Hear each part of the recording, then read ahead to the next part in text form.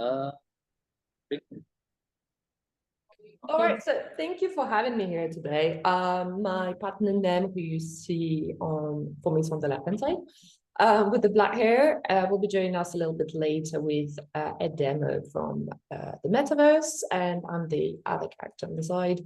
So our survey this year focused on the identity in the metaverse. And as a research duo, we have been doing such surveys since about, for the last 5 years, I'd say 4 or 5 years. Nem is a VTuber and also a metaverse advocate. She has written a book called Metaverse Evolution Theory in 2022.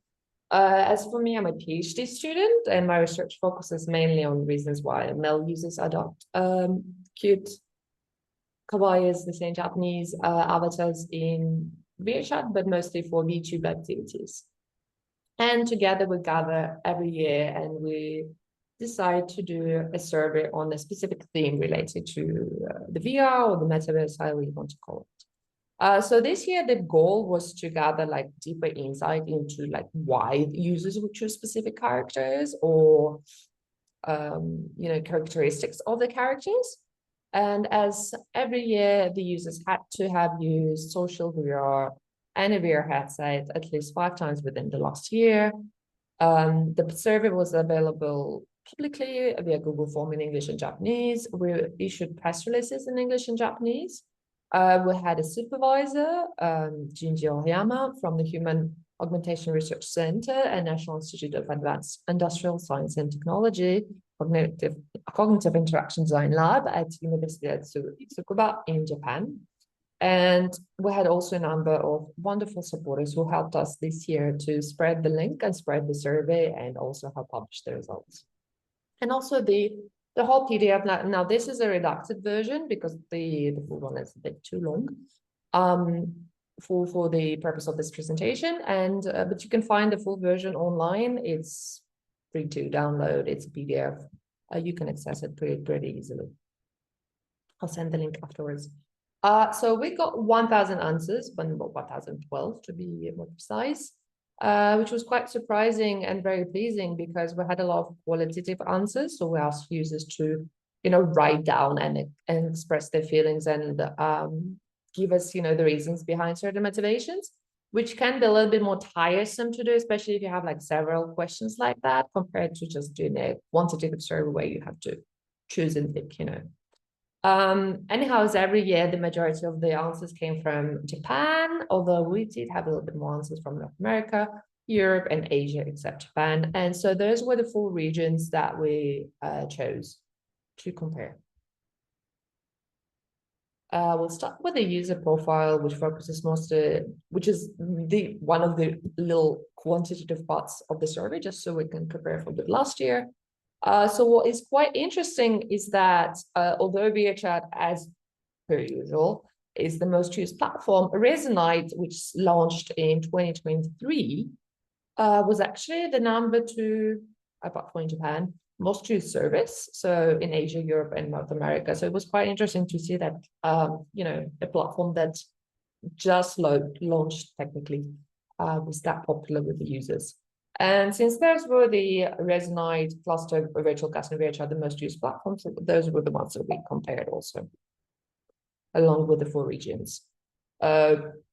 Similar to how it is every year, majority of the users were male, although we see that in Europe and North America, we have a decrease in male users and an increase in individuals who identify outside of the sex binary, so or identify either male or female, can be intersex, transgender, and other identity expressions.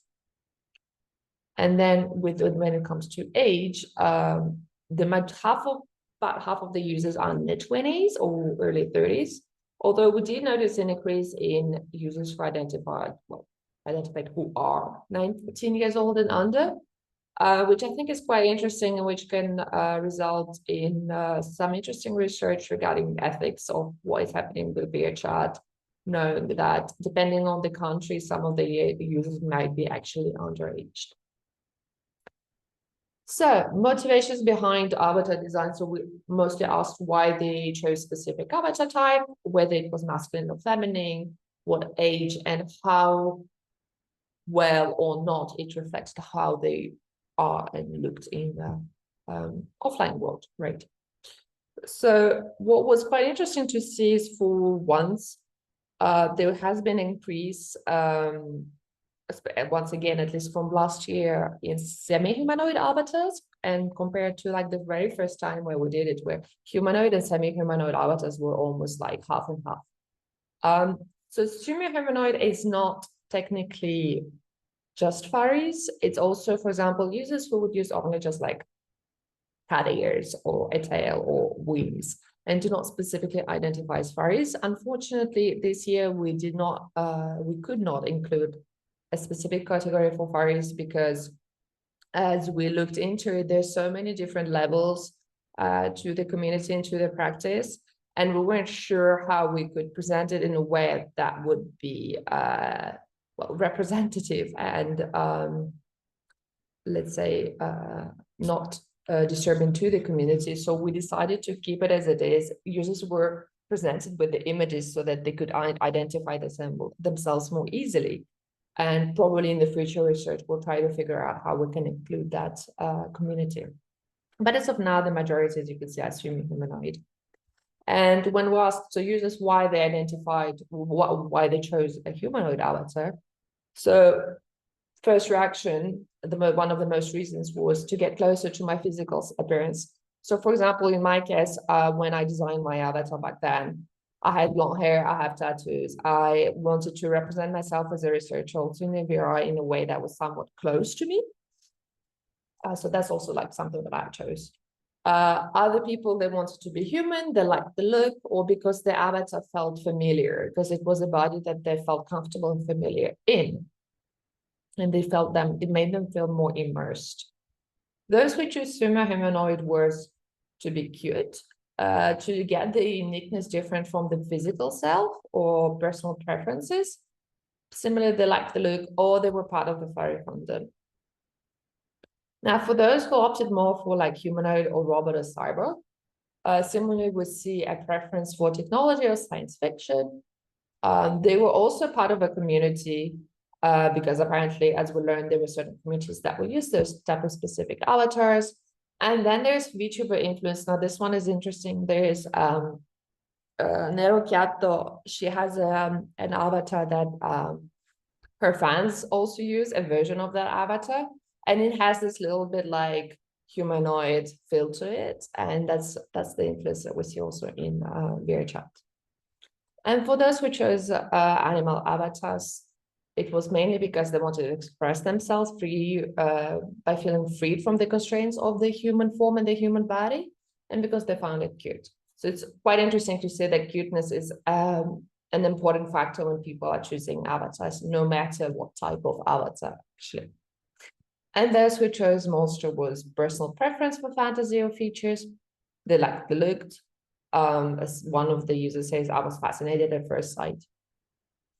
Now, when we look at like the physical sex and avatar appearance, so for example, as we see here, the majority of the male users prefer using feminine presenting avatars, although there's a 5% decrease from last year, and majority of female users use feminine also presenting avatars, although we also see a decrease in 9%. We see that there's still this tendency for the majority of the avatars to have a rather feminine presenting appearance, although it has slightly decreased. And so we asked, for example, male users why they used feminine avatars. The reasons were such as to be cute. They had the personal preference for the feminine avatars, to be a different self, which I found quite interesting because, as some explained, it was a way for them to express themselves differently from quite often from the social expectations of how they would have had to behave as a man. That was a way to be different, right?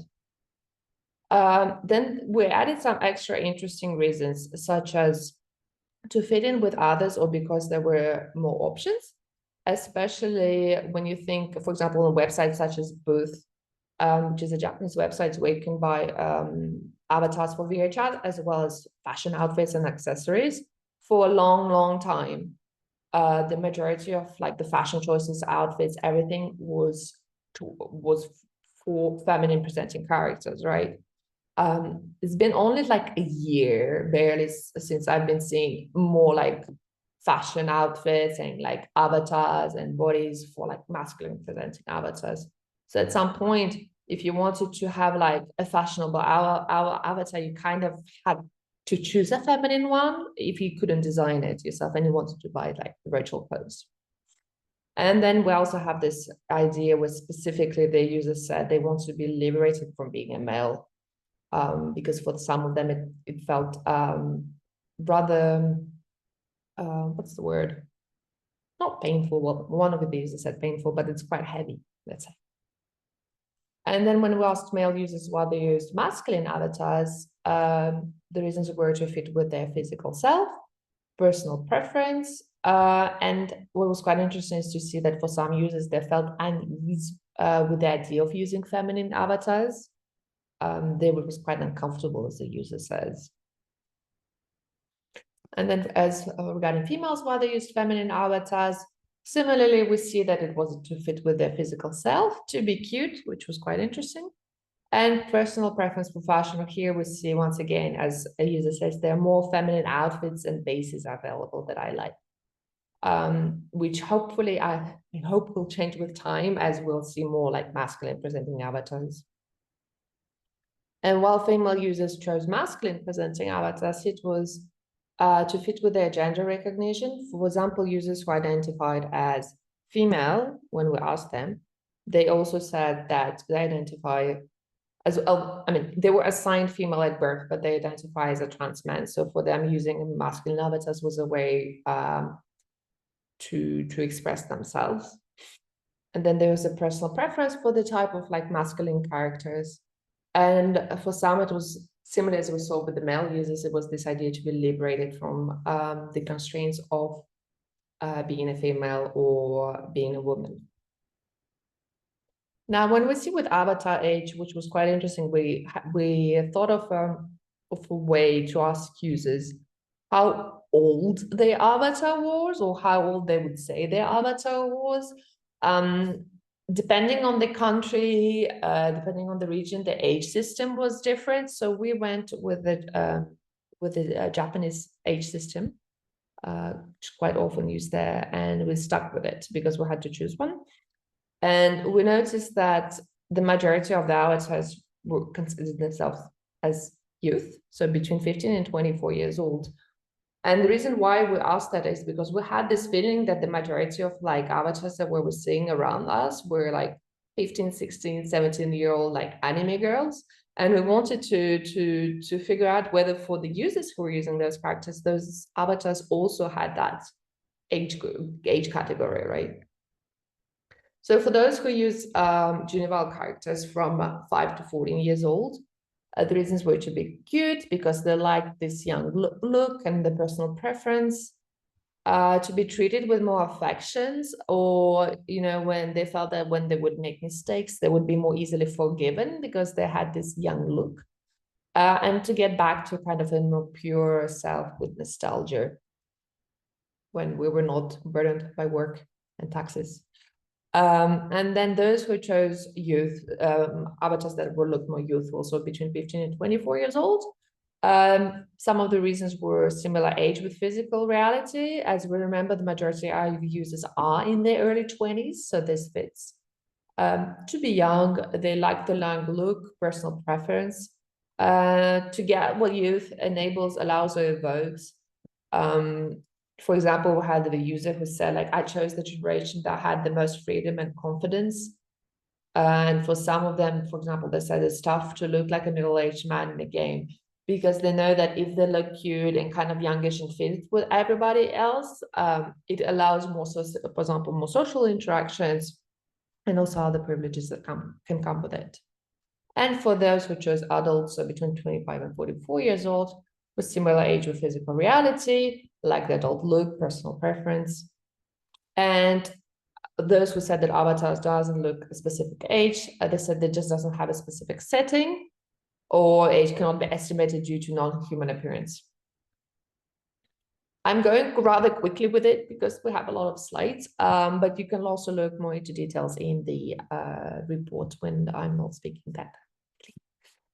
So we asked users to what extent was the avatar similar to their physical self?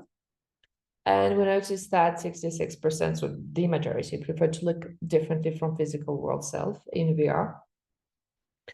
So those who said that they prefer to look similar to physical self, they explained that the connection with the physical self was important. For example, like I said, in my case, it was important for me as a researcher to have something that kind of represented me in VR. And for example, we'll see users saying, I want my friends to be familiar with who I am in both a virtual and physical space. My avatar is an idealized form of my physical being that I like to be in a virtual space. But they chose to say that there is a connection, right? Then there were some who said that they included elements of their physical self. So it was for reasons such as connection with my physical self, greater immersion, and because of avatar familiarity. So the avatar would have certain elements that kind of reminded them of who they are, or how let's say they are, because they know who they are, how they are in the physical world, right, offline, and it made them feel more immersed. For example, similar hairstyle, a resemblance in the physical appearance. And those who chose completely different, which was the majority. So the reasons were such as transform and be different. They found that they had absolutely no reason to be similar to their physical selves. They liked the avatar appearance, or some of them mentioned that don't like their they don't like their offline appearance, and hence why they wanted to be and look as someone completely different in VR.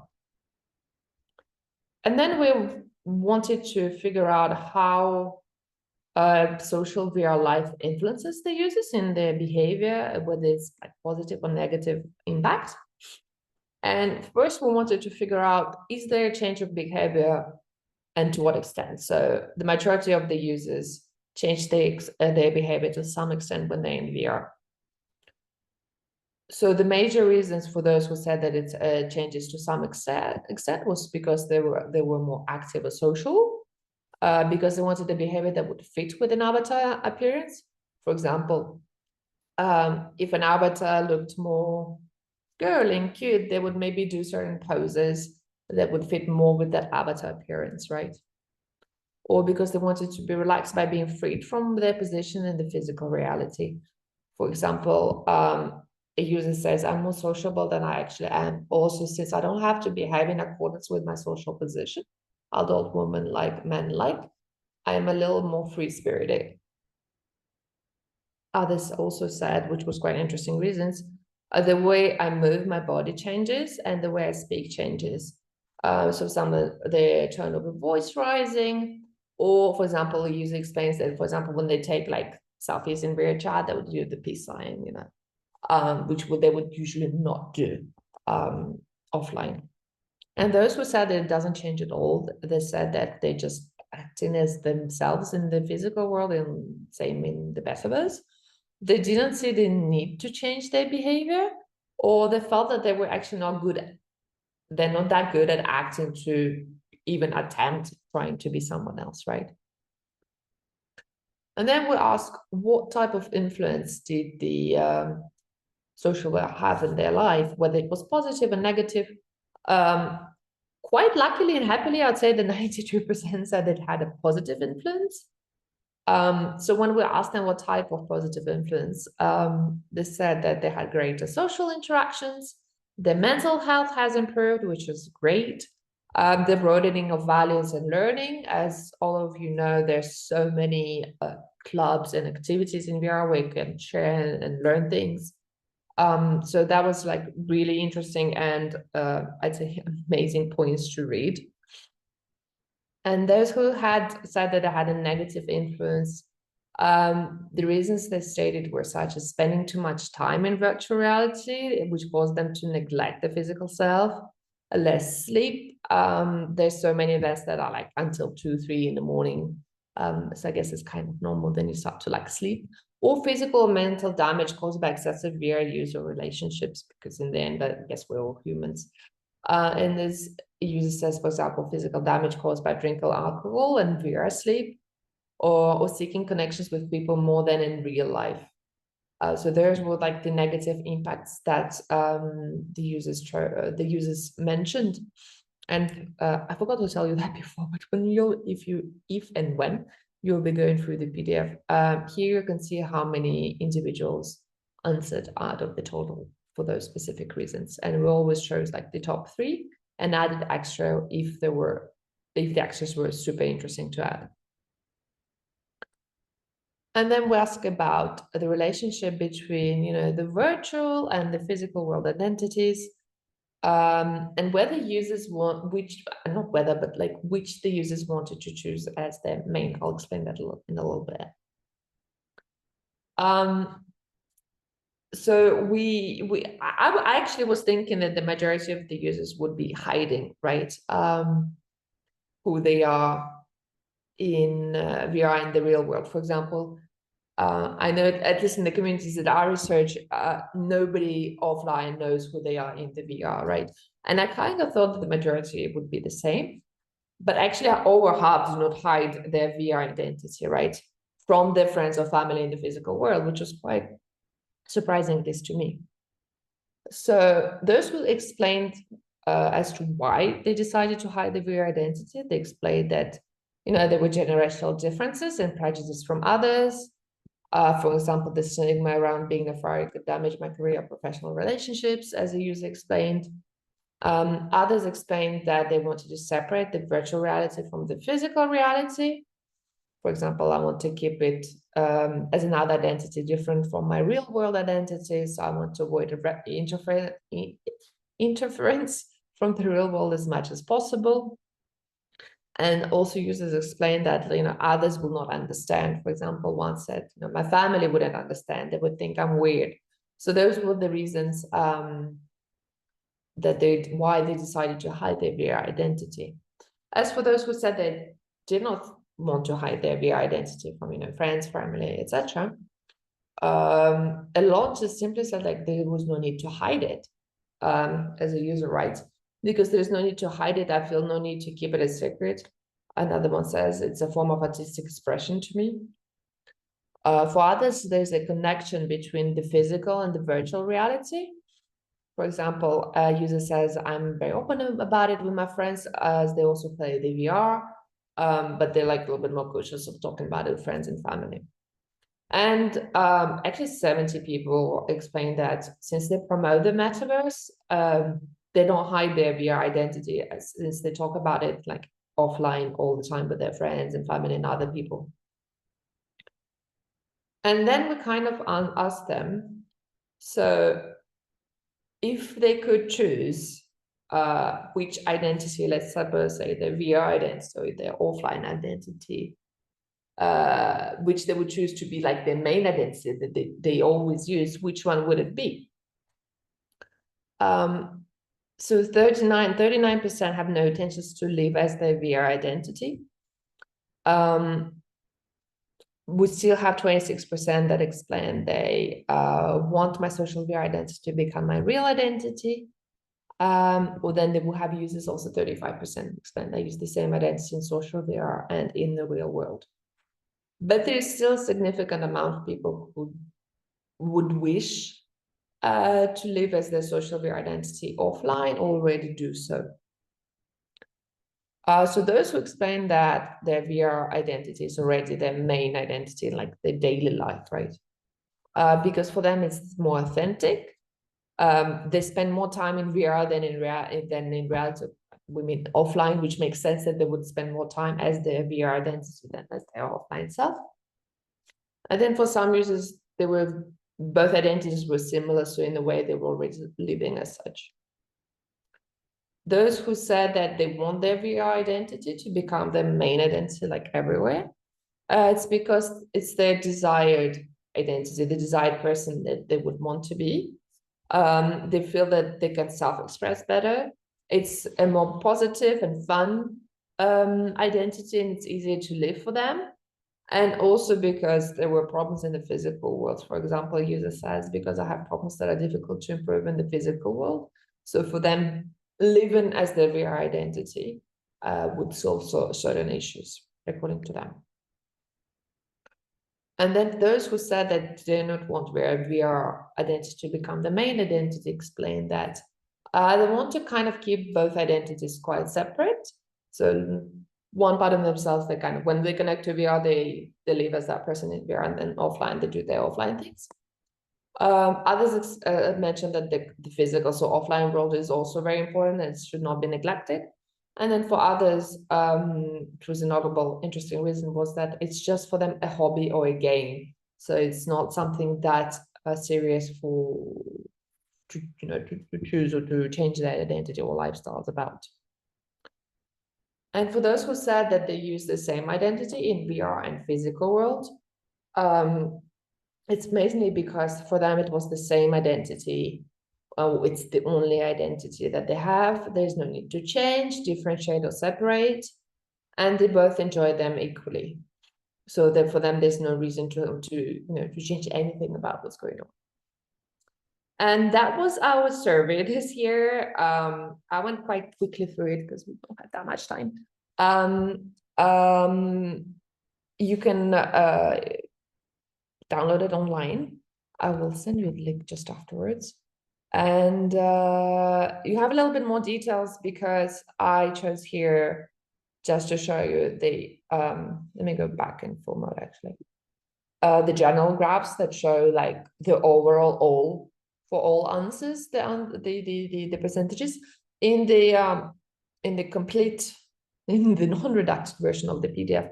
You then have a more detailed graph by platforms and by regions, which you can consult to get more into details. And then you have some other little references that we have. Right, so that's for me. Do you have any questions? I'm so sorry, I went through it so fast.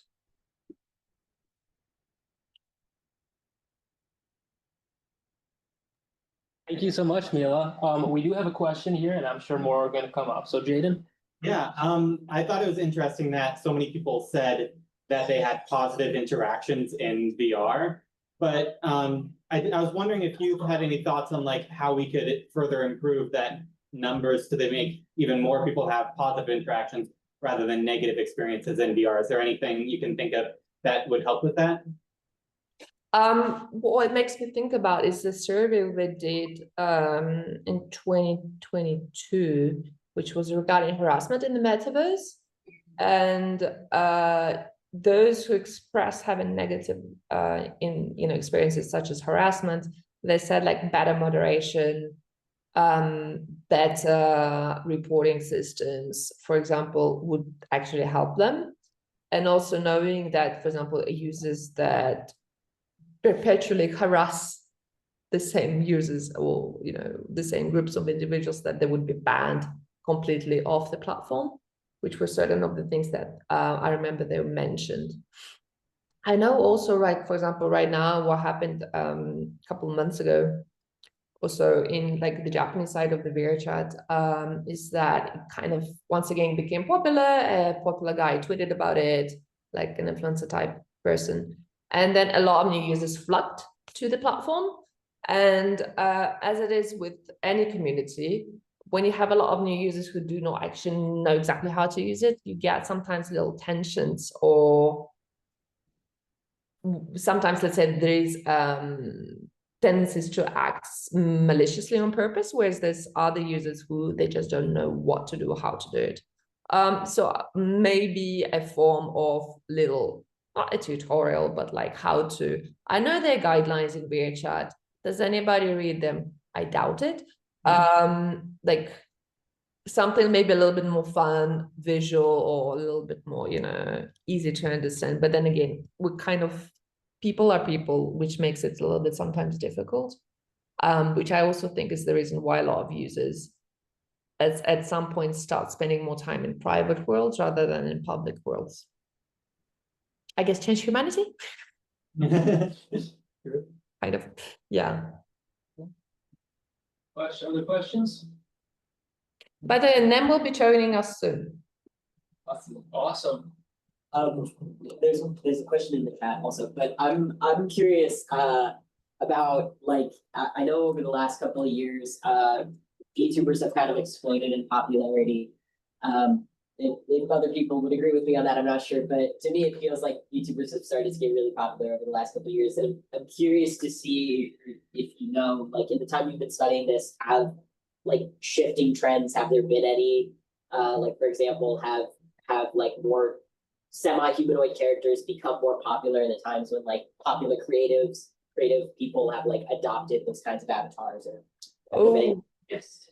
Yeah, that's super interesting. We did not check that, to be honest, but that would be super interesting to explore. I feel like the rise with also semi-humanoid characters is with this kind of cutification of everything. You get more and more like cute avatars with categories that you can add, which kind of makes people, want to adopt those styles. I also noticed you have a lot of communities like in Japan where you go and cuddle. I look completely stupid doing this. But in VR, when you go and cuddle like this, the other person's ears. It makes sense in VR, not here. I feel like a lot of people they join these spaces and they do have animal ear avatars because it kind of just adds a little bit of cuteness to it. But we did not check specifically like with the VTubers where they coincided in an increase in certain type of avatars. But yeah, that would be super interesting to check. We did like the only thing we know from this survey that I mentioned is that those who chose some like robotic a little bit avatars and sci-fi, they did mention an influence of a VTuber, and that's like the influence of that specific Japanese VTuber who produced that kind of that's a copy, let's say copy of his avatar that his fans could use in VRChat, and they are quite popular. Looks like we have a question in the chat from Nick. Nick says, have you taken or do you plan to take statistics on the ways people communicate in VR? So for example, talking, text chat, voice changers, and sign language. We were actually thinking whether we would go communicative style survey the next time, or if we would do it more on economics. We're still deciding about it. We kind of decided to not to do the social VR live survey like every 2 years, which is a little bit too close in time. To do a couple of yearly like focus surveys. So this time we did it on identity last year. And this year we will do on another theme. And communication was one of our ideas, especially nonverbal communication. I think it's really interesting, whether it is in the sign communities or also just the way people communicate using trackers to signify their avatars, but also their emotions. So something for sure we will do one of those times. I have a quick question. You did mention, potential other plans like surveying communication styles or even economics. I am interested in the economics. So like what other social dimensions, and maybe can you talk more about the economics, how that would be it's really in the working. We're still discussing what we could do and how we could do that. And when I say in the working, it's like we talked about it 3 days ago. So it's still a little bit underground. We still have to think about it and look at it. What personally I'm particularly interested in is right now giving I just remembered that I'm recorded, so I should have altered language. Given the global socio-political situation going on right now and the feeling of despair that comes with it, I was wondering whether, as we know, with certain times with economic issues during like histories, people can turn to certain hobbies as a way to, fulfill their lives. I was wondering whether we will see a certain change in how individuals like engage economically with VRChat, be it with avatars, their clothes, or anything, or women will finding a way to earn money there. For example, during pandemic, a lot of people found a way to earn money online, right? could this be a next step to see where it will push more people to find, other ways to get stuff, to turn an income in VR, given that it's starting to be a little bit, not a little bit, quite more difficult, to find jobs and everything in the physical world. So I was wondering whether the Doom Hall authorization we're holding into will have a certain impact into how people behave online and what they do through their avatars. Cool. Any other questions? Yeah. I have a question. Speaking of economics, right? Like, how do you ask for funding? So like, I'm just curious, like, Oh, we don't have funding. oh, okay, it's like, so. No, it's just it's a two people circus. It's me and them. No, but I see We you. do it in our free time. No, we because have- I see you listed an advisor at the I don't know, doctor. There was like a doctor which was listed, so I was just wondering, like, are you guys funded in some capacity or? Oh, okay, that's pretty good. We're not funded, and since we're also not funded, I mean, it's impossible to do no research without biases. But we also wanted to avoid having direct funding, as it might skew what the body that is funding would want to be presented, or the questions that would be asked. But if we do everything, there's just the two of us. We developed it. So our process is like, we come up with a theme, we talk about it, we develop the questions, we develop what is our goal, how we're going to do it, what is the timeline. We do, the Google survey, we do it with a small group of people to see whether all of our questions are easy to understand, whether people are getting, what we're talking about. And then, we contact our sponsors. When we say sponsors, it is not funded monetarily. They simply promote our survey with their community.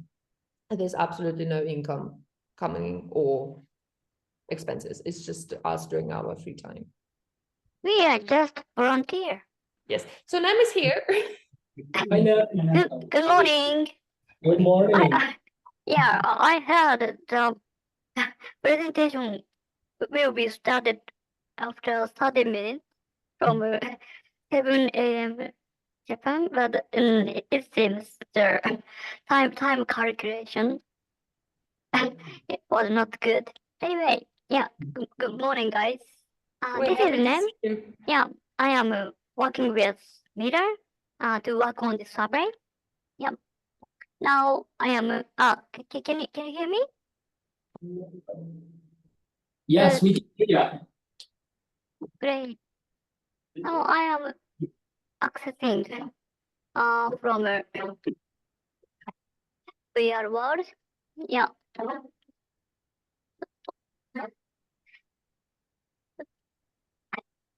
Today I am using Resonate, one of social VR service. Yeah.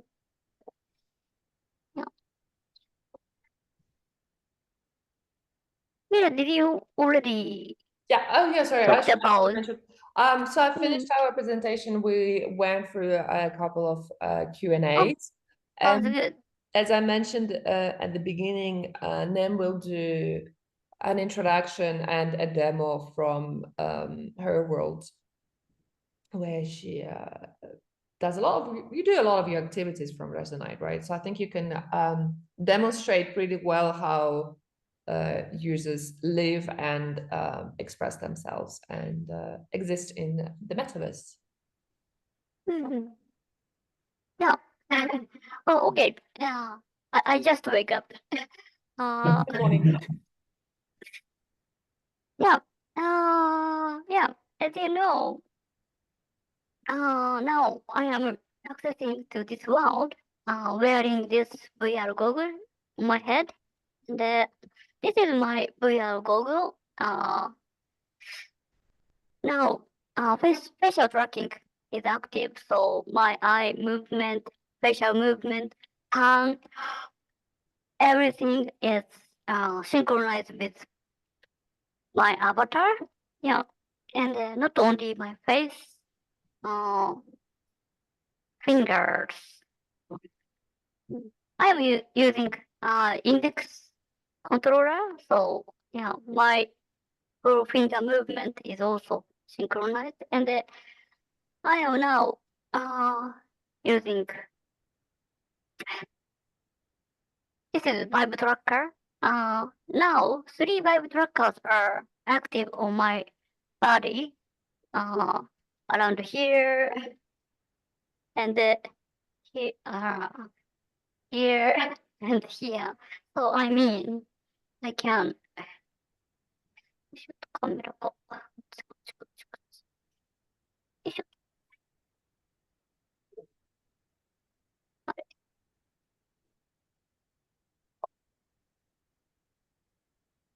Hi, good morning. This is my house. Normally,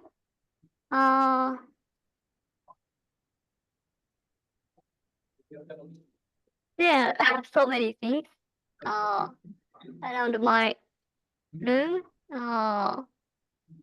ちょっと待ってね。ちょっと待って、ちょっと。よいしょ。あれ、カメラおかしいな。待ってね。あれ。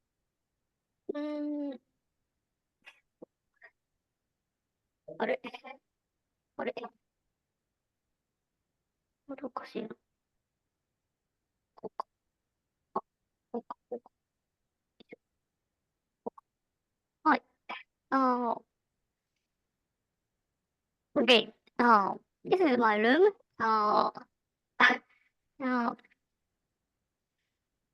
This present, presentation screen, and normally we are showing TV screen or good YouTube screen or something here, and I'm enjoying watching video or something. And なんだ、ここか。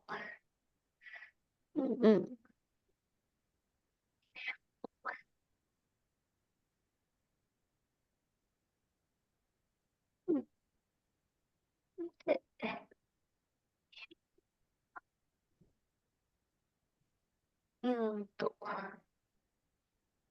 よっ。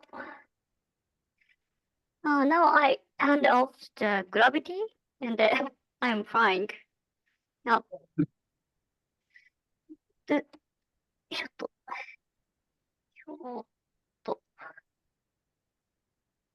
And them also filmed a music video in Resonate that was actually on a screen in Tokyo for like several months on a huge, huge screen in Akihabara Station. And all of the filming, if I remember well, correct me if I'm wrong, Nem, you did all of the filming in Resonate, all the transition scenes and everything, right? So, just one moment. It seems my camera setting is not ready. I need some adjustment.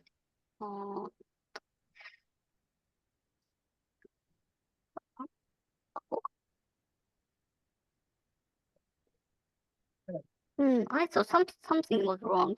Oh,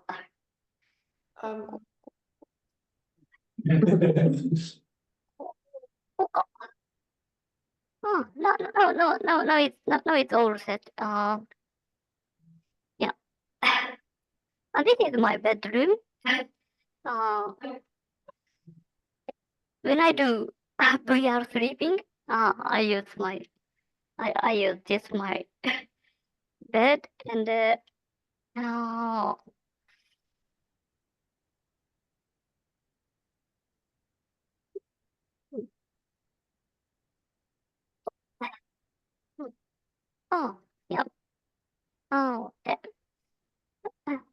Yeah. Anyway, maybe some of you are also doing the same thing. I am wearing my VR goggles and living in this 3D VR world and playing with my friend every day for a long time.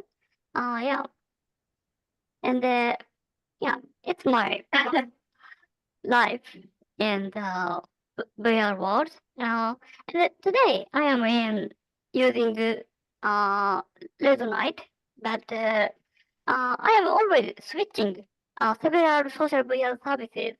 As you know, of course, when I talk with my friend, I use VR chat, and if I do a presentation or something, or if I work on creation or something, I use Resonate because Resonate is very good for the creators.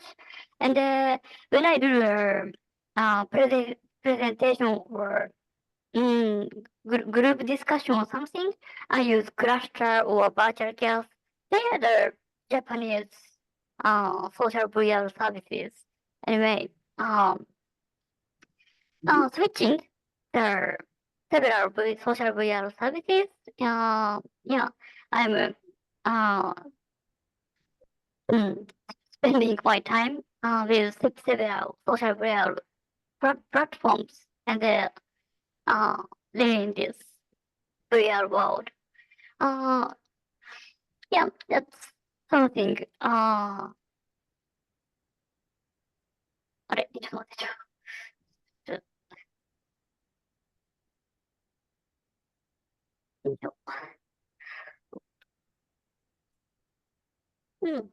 And yeah, as you already know, I'm working on the なんだっけ、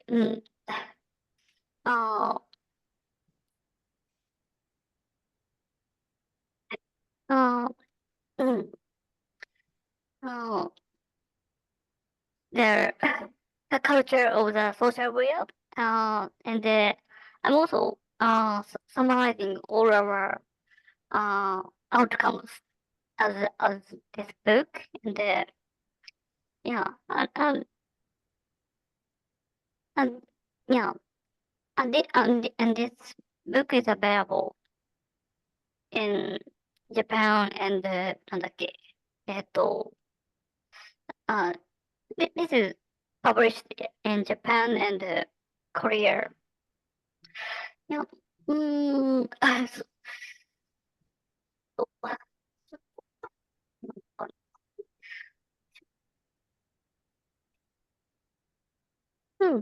Yeah, yeah, it's something like that. Any question? Any questions? Looks like we have a hand raised on the Zoom. So Damien, if you want to ask your question, you are very welcome. Yes. First off, I'll say wonderful talk. I'm very impressed with like the amount of research that you guys have been able to conduct into identity. And as I see you're playing Resonate, and that is something that like is a platform that I've been very inspired by, and how all of the content creation happens within the platform. So people like yourself build your own houses, environments. But I'm curious as to like Resonate is unique in that like you can create your own worlds within like the game itself, or it's like a little bit more straightforward than something like VR chat. Have you seen people like sort of identify with like the digital homes they create, or rather like sort of bond over like building a shared space together? Because by contrast, in VR chat, like there's not really a way to like get my bud and I to like build something together. I mean, there is, but like it's not that simple, or as simple as it is in Resonate. So is that something people enjoy doing?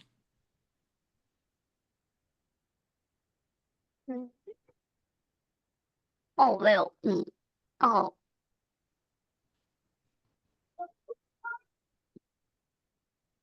well, Mila, can you answer?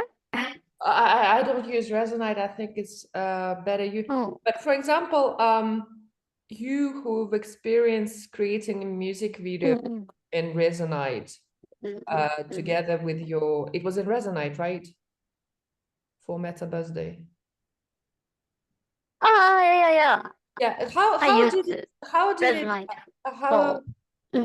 it feel, you know, coming together with friends and also like costume design and a filmographer and filming together, like for example, in Resonite, have you seen other people create connections or create projects together in Resonite by building the same spaces or for the same reasons?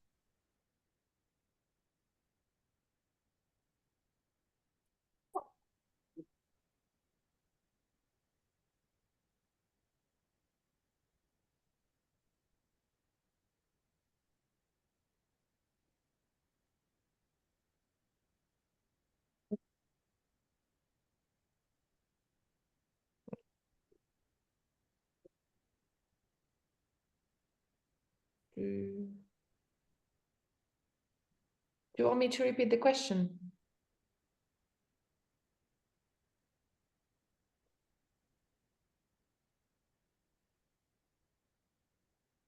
Okay. Mila, are you still there? Yeah, can you hear me? Yeah. Or Nima, or sorry, Mila, we can hear you. Let me see. Just checking. Oh, you cannot see me? Okay, yeah, we can see you. Oh, okay. We are back. Do you want me to repeat the question?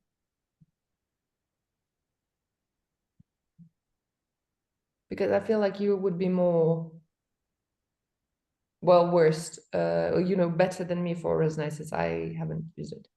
My computer is a potato.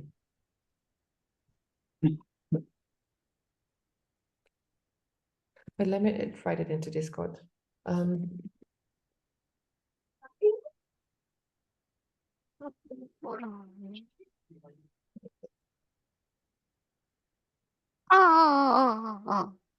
Mira, we got the comment in the comment thread, and the question seems to be the Resonate people sometimes make world together. And yeah. Thank you for writing. Yeah. That's true. Yeah. Not. Have you guys tried Resonate? Maybe no. In VR chat, people make world in Unity and upload their world to their VR chat, and they're wearing VR goggle, and they join to the virtual world. But in Resonate, it's totally different because wearing VR goggle, we can create the new virtual world in this VR world. Wearing VR goggle. Let me show some example. Wait. ちょっと待って。Okay.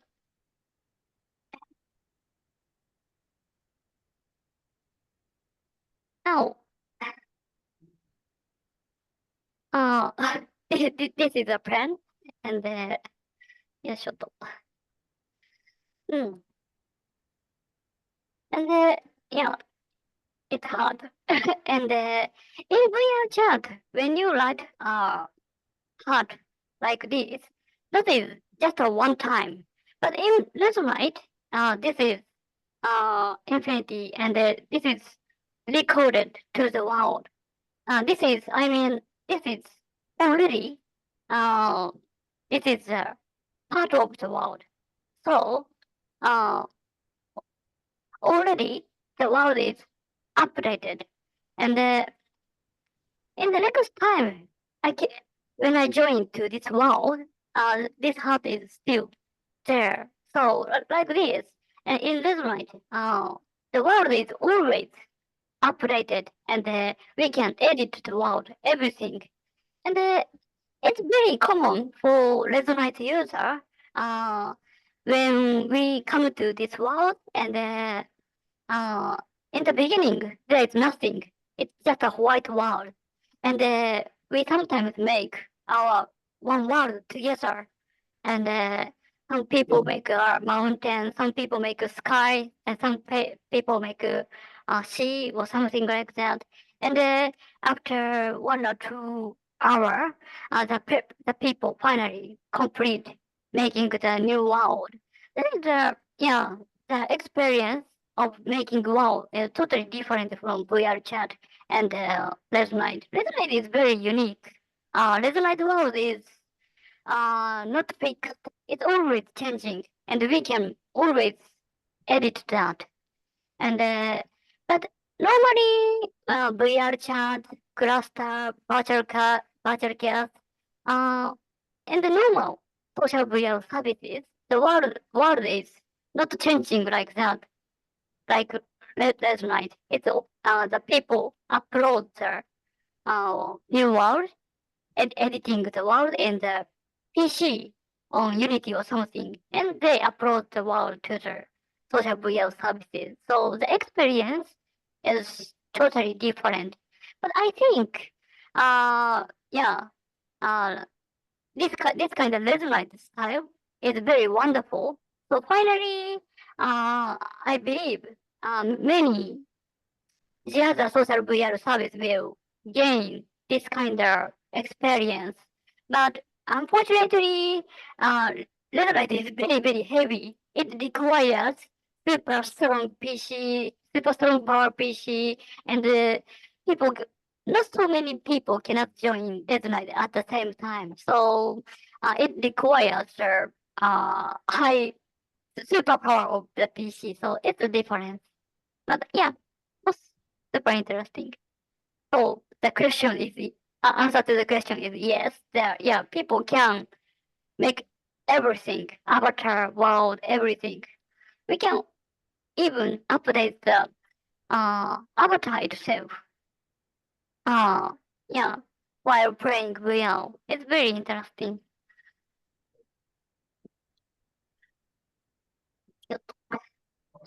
Any other questions from anyone? Online or in person?